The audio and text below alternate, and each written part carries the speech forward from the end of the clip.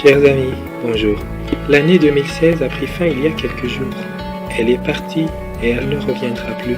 Vu que le temps en général et les années en particulier ont été faits pour passer, y compris le ciel ainsi que la terre et tout ce qu'elle renferme, selon ce qui est écrit dans la parole de Dieu dans le 35e verset du 24e chapitre de l'Évangile selon Matthieu. Je cite, « Le ciel et la terre passeront, mais mes paroles ne passeront point. » Tout au long de l'année qui vient de s'achever, chacun sait comment il a vécu sa vie d'une manière ou d'une autre. Étant donné que cette année-là a été aussi le théâtre où la plaque tournante des événements parfois et bien plus souvent malheureux, et des surprises aussi agréables ou désagréables que fussent-elles, ce qui a pu remarquablement caractériser 2016 dans tout son essentiel. Quant à l'année nouvellement acquise par la grâce de Dieu, nous y sommes certes. Néanmoins, nous ne nous devons pas de nous limiter qu'à nous réjouir de ce que nous la sommes acquise dans le sens de chanter, de danser, de manger ou de boire à la santé, je cite, de tout le monde.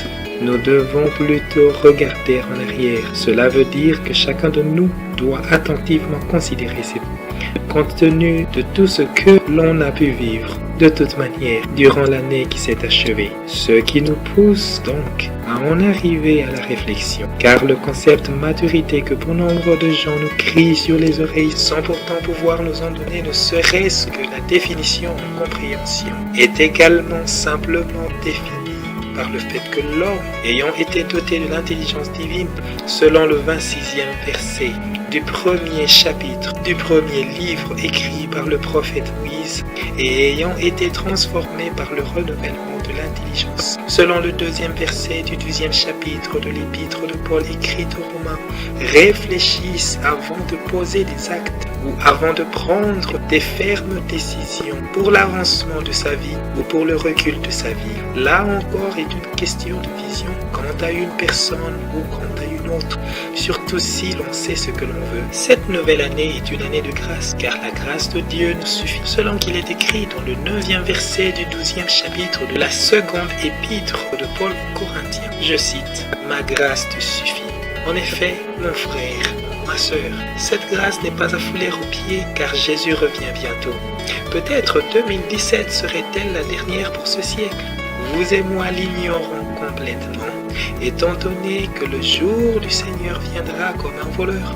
Selon la première épître de Paul aux Thessaloniciens, au 2e verset de son 5e chapitre, et selon la seconde épître de Pierre, au 10e verset de son 3e chapitre, le Seigneur Jésus, le Christ lui-même, nous le dit expressément et avec insistance dans sa parole selon le livre d'Apocalypse, au 3e verset de son 3e chapitre, ainsi qu'au 15e verset du 16e chapitre du même livre.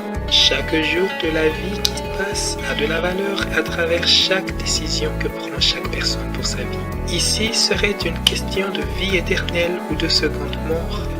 La volonté de Dieu est que nous vivions mieux et sans aucune interruption. D'où, mon frère, ma sœur, mon ami, tu n'as aucunement raison de placer ta vie dans la même condition que celle des autres, car Dieu t'a créé unique et différent. Et tu n'es pas n'importe qui. C'est pourquoi profite donc de la grâce que Dieu t'a faite et décide-toi, car la vie et la mort sont placées devant toi. Je te supplie de la part du Seigneur de choisir la vie à laquelle Dieu t'a prédestiné.